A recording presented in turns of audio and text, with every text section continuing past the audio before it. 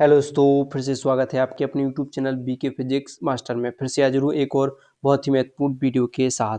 आज की इस वीडियो में हम क्लास 12 भौतिक विज्ञान के 60 बहुत ही महत्वपूर्ण टॉपिक लेकर हाजिर हैं, यानी प्रश्न लेकर हाजिर हैं। जैसे प्रश्न बोर्ड परीक्षा में अभी तक पूछे गए हैं, इन प्रश्नों को देख लीजिएगा, नहीं तो बाद में पछताओगे। गारंटी है जो 70 नंबर का पेपर बनेगा वो इसी में से फंसेगा, यानी आपके इस वीडियो को पूरा देख लेने से आपके 70 में 70 नंबर पक्के होने वाले हैं, ये गारंटी ले लीजिए मुझसे। तो आइए देखते हैं वो कौन कौन से महत्वपूर्ण प्रश्न हैं। वीडियो को अंत तक देखिएगा, पसंद आए तो लाइक कीजिएगा, ज़्यादा से ज़्यादा हो सके शेयर कीजिएगा, नए हो सब्सक्राइब जरूर कीजिएगा। तो देखिए आज का हमारा जो पहला प्रश्न है, कूलाम का विद्युत बल संबंधी नियम। ये प्रश्न पूछा जा सकता है आपसे आपसे या तो अति लघु या लघु उत्तरीय प्रश्न में पूछ लिया जाएगा, और लॉन्ग में पूछा जाएगा तो इसके साथ और भी प्रश्न बनेंगे, लेकिन आपसे अति लघु में इतना पूछा जाएगा, लघु उत्तरीय में। फिर देखिए, वैद्युत द्विध्रुव की अक्षीय दिशा में अत्यधिक दूरी पर स्थित बिंदु पर वैद्युत क्षेत्र की तीव्रता का व्यंजक।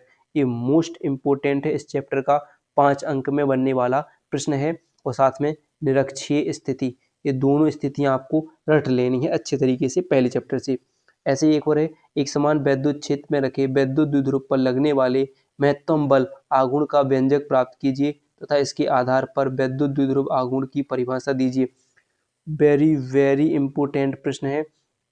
टो बराबर पी साइन थीटा सिद्ध करना है, और द्विध्रुव आघूर्ण यानी पी बराबर क्यू इंटू 2L को परिभाषित करना है। मोस्ट इंपोर्टेंट प्रश्न है, पढ़ लीजिएगा। फिर देखिए अगला है, वैद्युत फ्लक्स से क्या तात्पर्य है, इसे आवश्यक सूत्र देते हुए समझाइए। वेरी इंपोर्टेंट है वैद्युत फ्लक्स।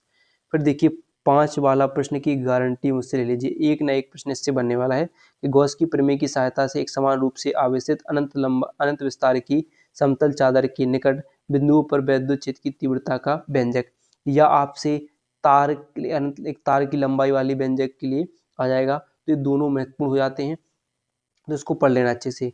गॉस के नियम की सहायता से पतले पतले आवेशित गोलीय कोश के बाहर वैद्युत क्षेत्र की तीव्रता, ये भी आपसे प्रश्न पूछ जाते हैं, यानी गॉस प्रमेय के अनुप्रयोग बहुत ही महत्वपूर्ण है, पढ़ लेना है। फिर देखिए अगला है, सिद्ध कीजिए कि निरक्षीय स्थिति में किसी बिंदु पर वैद्युत द्विध्रुव द्वारा वैद्युत विभव क्या होता है, शून्य होता है, यानी V बराबर 0, यानी वैद्युत द्विध्रुव की निरक्षीय स्थिति आपको सिद्ध करनी है। अक्षीय स्थिति भी पूछ ली जा सकती है, यानी देखिए किसी वैद्युत द्विध्रुव की अक्षीय स्थिति में किसी बिंदु पर वैद्युत विभव का सूत्र स्थापित कीजिए। मोस्ट इंपोर्टेंट प्रश्न है, ठीक है। तो अक्षीय स्थिति भी आपसे पूछ ली जा सकती है।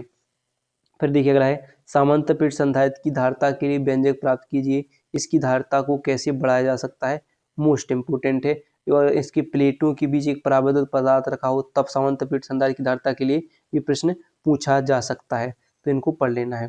फिर देखिए अगला है, आवेशित संधारित्र की स्थित ऊर्जा का व्यंजक प्राप्त कीजिए। प्रदर्शित कीजिए कि आवेशित संधारित्र की प्लेटों के मध्य वैद्युत क्षेत्र की में ऊर्जा घनत्व 1/2 एप्सिलॉन नॉट ई स्क्वायर होता है। इसको पढ़ लेना है, इंपॉर्टेंट है। जितने भी प्रश्न बता रहा हूँ बहुत ही महत्वपूर्ण है, एक बार पढ़कर देख लीजिएगा, गारंटी है प्रश्न जरूर आएंगे। तो मुक्त इलेक्ट्रॉनों के अनुगमन वेग से आप क्या समझते हैं, इम्पोर्टेंट है। आवेश वाहकों की गतिशीलता की परिभाषा बताइए तथा इसका मात्रक लिखिए, बहुत ही महत्वपूर्ण प्रश्न है।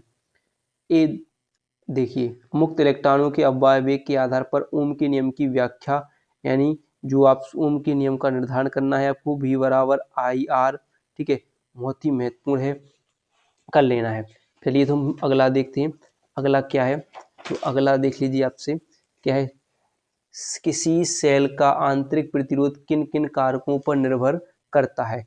फिर देखिए, वैद्युत परिपथ के लिए किरचॉफ का प्रथम नियम समझाइए। अब देखिए, जैसे कि मैंने बताया प्रथम नियम पूछ लिया जाता है बहुत, लेकिन आपको दोनों नियम तैयार करने किरचॉफ के, बहुत ही महत्वपूर्ण है, हर साल पूछे जाते हैं, तैयार करना है।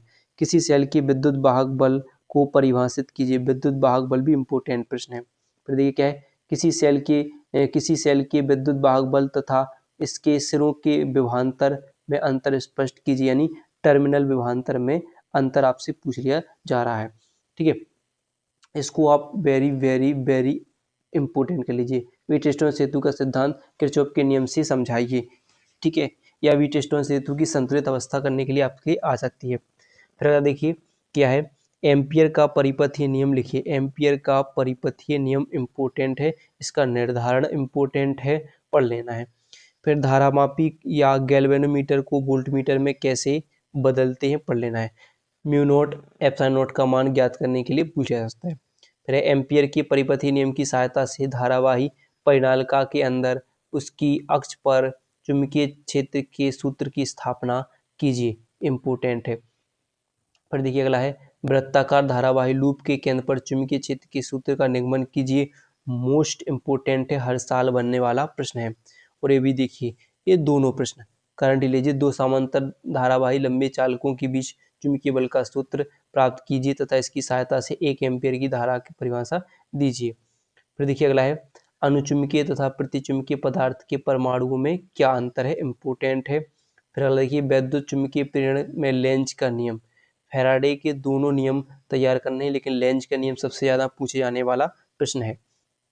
अगला है स्वप्रेरण गुणांक अथवा स्वप्रेरकत्व की परिभाषा व मात्रक लिखिए, इम्पोर्टेंट है। फिर देखिए अनुनादी परिपथ से क्या तात्पर्य है, एलसीआर श्रेणी अनुनादी परिपथ के लिए आवश्यक प्रतिबंध तथा अनुनाद की स्थिति में आवृत्ति का व्यंजक प्राप्त लिखिए, इम्पोर्टेंट है। फिर देखिए ट्रांसफार्मर का सिद्धांत क्या होता है, उच्चयी तथा अपचयी ट्रांसफार्मर में अंतर उल्लेखित कीजिए, ट्रांसफार्मर में ऊर्जा क्षय के कारणों का उल्लेख भी कीजिए।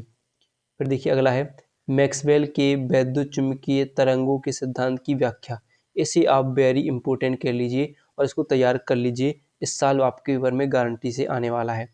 अगला है पूर्णांतरिक परावर्तन से आप क्या समझते हैं, पूर्णांतरिक परावर्तन के लिए आवश्यक शर्तें लिखिए, इसे भी तैयार करना है। फिर अगला है उपयुक्त किरण आरेख की सहायता से अवतल दर्पण के लिए 1/f बराबर v प्लस 1/u का को व्युत्पन्न करना है, ठीक है। अब आइए अगले प्रश्न की तरफ। अब देखिए क्या है, परस्पर संपर्क में रखे दो पतले लेंसों के संयोजन की फोकस दूरी का सूत्र स्थापित करने के लिए पूछा जाएगा, इसको आप वेरी वेरी वेरी इंपॉर्टेंट कहेंगे। फिर पतले लेंसों के लिए क्या होगा, लेंस मेकर का सूत्र बहुत ही महत्वपूर्ण है, लेंस मेकर का सूत्र। और किसी प्रिज्म के लिए उसके पदार्थ के अपवर्तनांक का व्यंजक न्यूनतम विचलन की स्थिति में ज्ञात कीजिए, तो n बराबर साइन ए प्लस डेल्टा एम बटे साइन ए बटे 2 आपको सिद्ध करना है, इंपॉर्टेंट है। फिर क्या है संयुक्त सूक्ष्मदर्शी के में प्रतिबिंब का वर्णाकिरण आरेख बनाकर समझाइए, इसके लिए आवर्धन क्षमता के सूत्र की स्थापना कीजिए, पढ़ लेना है। फिर देखिए अगला है किसी परावर्तक दूरदर्शी का किरण पथ खींचकर उसमें प्रतिबिंब का बनना समझाइए तथा अपवर्ती की तुलना में यह क्यों उत्कृष्ट होता है, पढ़ लेना है। फिर अगला देखिए हाइगेंस के तरंग सिद्धांत की व्याख्या, हाइगेंस के तरंग सिद्धांत की व्याख्या इम्पोर्टेंट है। फिर व्यतिकरण की शर्तों का उल्लेख कीजिए, व्यतिकरण की शर्तें और व्यतिकरण की जो परिभाषा है उसे जरूर पढ़िएगा। अगला है हाइगेंस की द्वितीयक तरंगाओं के सिद्धांत के द्वारा लिखित था, इसके आधार पर परावर्तन अपवर्तन की व्याख्या आपको पढ़ लेनी है। फिर व्यतिकरण तथा विवर्तन में अंतर स्पष्ट कीजिए, ये बढ़ने वाला है प्रश्न, सबसे ज्यादा पूछा जाता है, तो पढ़ लीजिएगा। फिर देखिए अगला है किसी पतली एकल झिर्री से प्रकाश के विवर्तन के कारण प्राप्त विवर्तन प्रतिरूप बनाइए तथा इसकी व्याख्या कीजिए, इम्पोर्टेंट है। अगला देखिए प्रकाश वैद्युत उत्सर्जन अथवा प्रकाश वैद्युत प्रभाव क्या है, बहुत ही मोस्ट इंपोर्टेंट है प्रकाश वैद्युत प्रभाव। अगला देखिए लुइस दे ब्रोगली के द्रव तरंगों की अवधारणा की व्याख्या कीजिए। फिर अगला देखिए आइंस्टीन के प्रकाश वैद्युत समीकरण यानी 1/2 mv² बराबर h new minus new not की स्थापना कीजिए तथा इसके आधार पर प्रकाश विद्युत प्रभाव के नियमों की व्याख्या कीजिए, इम्पोर्टेंट है, बहुत ही इम्पोर्टेंट है। फिर रदरफोर्ड के अल्फा कण प्रकीर्णन प्रयोग के निष्कर्ष बताइए। फिर हाइड्रोजन परमाणु के लिए बोर की 3 परिकल्पनाएं लिखिए, बोर का परमाणु मॉडल लिखना है। अगला प्रश्न है निम्नलिखित की बंधन ऊर्जा का अर्थ समझाइए, नाभिक की बंधन ऊर्जा प्रति न्यूक्लियनों की द्रव्यमान संख्या पर निर्भरता लिखिए इसकी। फिर नाभिक की द्रव्यमान क्षति से क्या तात्पर्य है, यह नाभिक की बंधन ऊर्जा से कैसे संबंधित है, ये भी मोस्ट इम्पोर्टेंट प्रश्न है। फिर देखिए अगले देख लेते हैं बचे हुए प्रश्न क्या है, इसको आप बिल्कुल 5 स्टार दीजिए, 5 स्टार देना इसके लिए। इस साल आने वाला है, इम्पोर्टेंट है। एक एएमयू द्रव्यमान की तुल्य ऊर्जा एमईवी में ज्ञात कीजिए। फिर अगला है नाभ के विखंडन तथा नाभ के संलयन की में क्या अंतर है। फिर है ठोसों में ऊर्जा बैंड आरेख द्वारा चालक, अर्धचालक एवं कुचालक में अंतर दर्शाइए। फिर अगला है पीएन संधि डायोड को अर्धतंगस्थितिकारी के रूप में कैसे प्रयुक्त किया जाता है, सरल परिपथ बनाकर इसकी क्रियाविधि को समझाइए। इम्पोर्टेंट है, एक न एक प्रश्न पीएन संधि जैसे आने वाला है। फिर पीएन संधि डायोड के पूर्ण तरंग दृष्टिकारी को समझाइए, पढ़ लेना है।